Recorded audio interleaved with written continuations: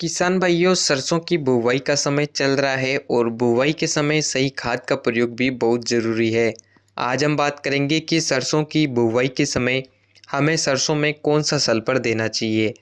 सरसों एक तिलहनी फसल है और तिलहनी फसलों में खास करके सल्फर का प्रयोग किसानों को करना चाहिए। सरसों की बुवाई के समय सल्फर कौन सा देना चाहिए, क्योंकि मार्केट में अलग अलग प्रकार की सल्फर आती है। सल्फर की कितनी मात्रा लेनी चाहिए, कैसे क्या प्रयोग करना चाहिए, वीडियो को पूरा देखें। जो नए साथी हमारे चैनल पर नए हो, चैनल को सब्सक्राइब कर ले, वीडियो को लाइक करें, अन्य किसानों तक भी शेयर करें। किसान भाइयों, सरसों तिलहनी फसल होने के कारण सरसों के उत्पादन को बढ़ाने के लिए किसान भाई सरसों की फसल में सल्फर का प्रयोग जरूर करें।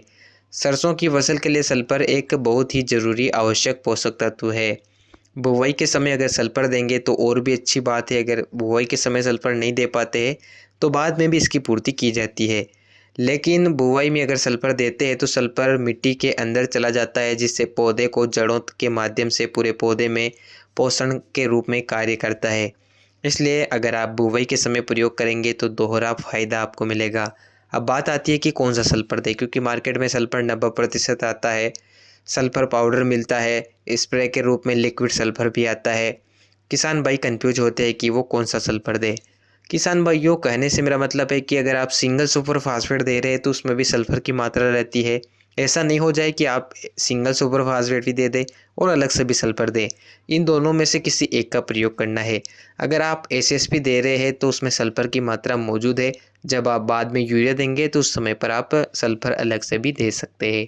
इसके अलावा अगर आपने डीएपी या एनपीके के साथ बुवाई कर रहे हैं तो सल्फर का प्रयोग जरूर करें।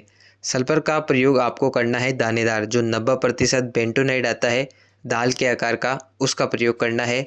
आप आसानी से छिड़काव कर सकते हैं। मशीन से बुवाई कर रहे हैं, प्लांटर से बुवाई कर रहे हैं तो मशीन के साथ बुवाई कर सकते हैं। मात्रा के बारे में बात करें तो 1 एकड़ यानी कि 1 एकड़ में 2 बीघा होता है, तो उसमें आप 8 kg के आसपास सल्फर बेंटोनाइट का प्रयोग कर सकते हैं। यह दाल के आकार में होता है, ये तुरंत गलता नहीं है, जिस कारण इसका प्रयोग करने के 15-20 या 1 महीने के बाद तक इसका रिजल्ट मिलना शुरू होता है, क्योंकि यह पानी में घुलने में समय लेता है, जिस कारण इसका रिजल्ट धीरे धीरे मिलता है। इसलिए इसका प्रयोग बुवाई के समय करें, ताकि जब सरसों अंकुरित होकर बाहर आए, पहला पानी लगाए तो उस समय आपको इसका रिजल्ट मिलना शुरू हो जाए। अगर आप सल्फर का प्रयोग करते हैं तो काफ़ी अच्छे परिणाम मिलते हैं। सल्फर एक टॉनिक का काम करता है, पौधे को फंगस से बचाता है, दानों में तेल की मात्रा को बढ़ाता है, पौधे में पोषक तत्वों की पूर्ति करता है। इसलिए किसानों को सरसों की फसल में सल्फर का प्रयोग जरूर करना चाहिए। आपको आपके सभी सवालों का जवाब मिल गया होगा कि सरसों की फसल में सल्फर का प्रयोग किस प्रकार से किया जाता है। जानकारी पसंद आई हो तो वीडियो को लाइक ज़रूर करें।